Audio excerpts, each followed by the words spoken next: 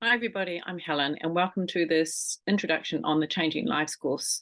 I've put this course together for people that are really struggling with their mood, feeling just not very happy, struggling with anxiety, struggling with depression, and not really knowing what to do, and maybe not knowing how to approach the GP or what they can do themselves to really empower themselves, to have the knowledge to know what works and what doesn't work in regards to supporting mental health and well-being.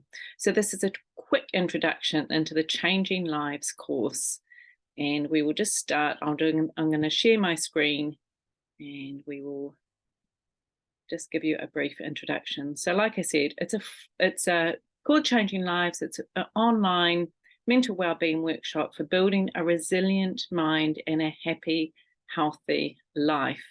You could also call it what your doctor, psychologist, or psychiatrist doesn't tell you about your mental health, because there's lots of things in here that your doctor won't be talking to you about, your psychologist won't really be discussing with you things about blood tests and other examinations that you can have around your mental health and well-being.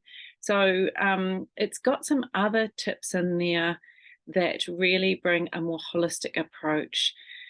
It can be very difficult to express how you're feeling, and when you're struggling with your mental health, to seek help, to know where to go. And it's really hard to say, help, I'm struggling, I've got distressing thoughts, I don't know what to do, I don't know who to talk to. And it's difficult to know how to ask. So this Changing Lives workshop, I'm hoping, will give you the tools about how to speak and how to ask for help, but also about what you can do as an individual to support your mental health and well-being. It's really about giving you a roadmap to wellness. And I think that's one of the things that we get overwhelmed with: so much information. Where do we turn? Who do we talk to? If we go to our GP, are they just going to prescribe us medication? And we might not want medication. Sometimes we can go to counselling, and although counselling is amazing, you have to be quite brave to step up to counselling. I highly encourage it, but you do have to be quite brave. And maybe you feel you're not there. Maybe you just, you're not 100%, but you don't feel like you need counselling over anything specific. You just want to have a few more tools in your toolbox to know what you can do to support yourself. So a little bit about me. I am a registered nurse and I have specialised in psychiatry in South Auckland for about 15 to 20 years. And I was in the acute psychiatric sort of area. So I was really assessing people at the front line with all sorts of mental health problems. In 2016 or 17, I became really burnt out, and I was feeling really frustrated actually with the way that the medical system was caring for people that are struggling with mental health. If you're acutely unwell, then there are packages of care and there's places for you to go.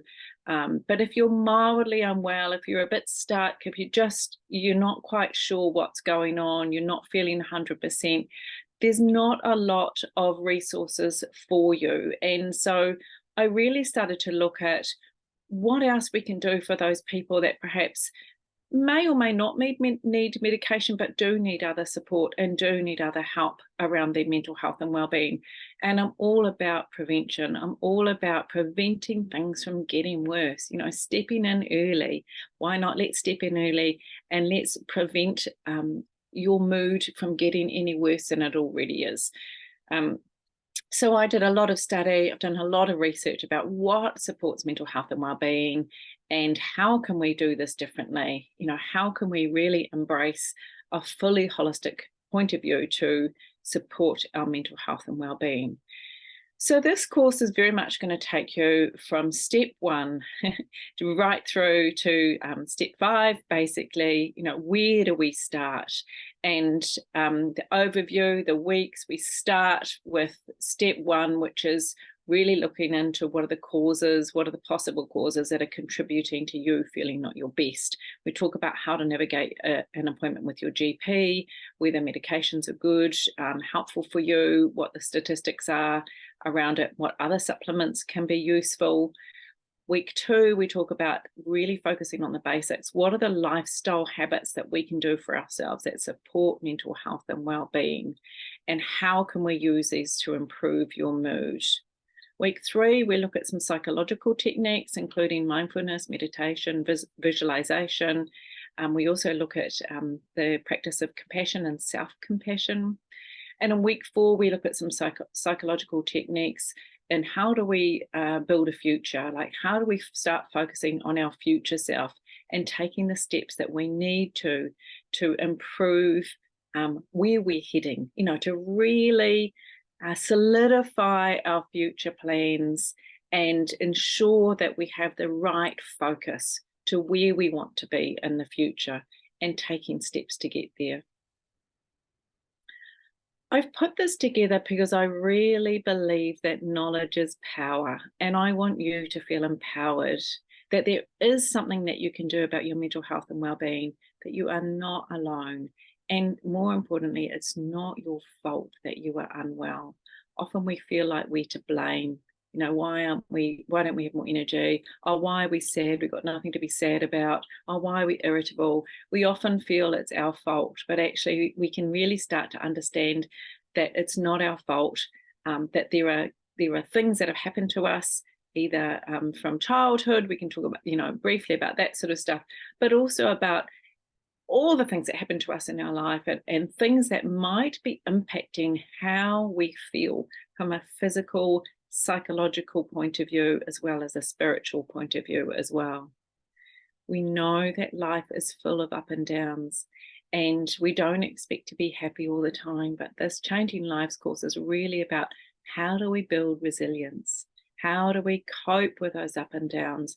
How do we, face the downs, but knowing that we're going to get back up again, and we don't get that overwhelmed feeling that, when we're down there, it feels like we're stuck in that place forever. So if you do suffer from depression or anxiety, definitely you are not alone. This is very common in New Zealand, and obviously in all developed countries. So you're not alone, and this is a really safe place. This is a really safe place for you to come, learn the techniques in your own time, in your own space. So we also will talk about what contributes to poor mental health. We definitely go through this in week 1. There is loads of things that contribute to poor mental health. It's not all about what's going on up here. A little bit more on that topic. We really focus on what's in your control, because there are some things that we can't control. We can't control what happened in our past, for example, but we really do focus on what is in our control. As I said, we take you through the GP checkup, health conditions that are associated with poor mental health, medications that can impact or contribute to poor mental health, depression or anxiety, discuss about blood tests, what a common blood test that we can use to actually look at, whether we're deficient in nutrients, because nutrient deficiency can affect our mental health and well-being. Week 2, we focus on the basics, as I've discussed before. We look at things like movement, sleep and rest, diet and nutrition. And we really sort of understand why these have an impact and what we can do about them as well. So we really look at some simple tools. There's a tool, some of the tools are the 10-minute anti-procrastination rules. So really something to help you do something that you don't feel like doing. So we really look at tips and techniques for that as well. We look at nutrition quite a lot because it's a very important factor in mental health and well-being, and what constitutes a good diet. What is a good diet? It's very confusing with all the information out there, but this hopefully will clarify your understanding of what a good diet is. We talk about what junk food does to your brain and your body, and how it can affect our minds and the way we think, our ability to concentrate, the way we feel, our levels of irritability, that sort of thing. The impact of alcohol. So alcohol, obviously, people drink it for all sorts of reasons, but we look at the impact of alcohol and how we might be able to moderate our alcohol use to improve our mental health. We come back to these essentials regularly. Week 3, we look at stress and how it can impact your body and mind. and what we can do about the chronic stress versus the acute stresses that we experience. Once again, what's in your control? We look at other relaxation techniques as well throughout this time. And then towards the end, we look at taming our mind. What can we do to actually reduce the chaos in our head? What sort of things can be really helpful when it comes to getting a bit of control over our mind? We spend a bit of time on mindfulness because mindfulness is very important. Lovely research around how mindfulness can help us improve our mood, reduce anxiety, just to feel more in control of things, different ways of practicing mindfulness. And we also discuss how do we tolerate difficult emotions, because at times we have these very difficult emotions and it's so hard to know what to do about them. So we definitely take a deep dive into that. So we talk about self-compassion, and we talk about the holistic overview really about self-care. What does it mean to truly care for yourself? We talk about rewiring your brain, sort of thinking, having different thinking patterns. And as I said, we really look at planning your future. What can we do to help you achieve where you want to be? So this is about a roadmap to wellness. And so we go through these 5 areas over the course of 4 weeks, and your journey is your roadmap to well-being. Where do I start?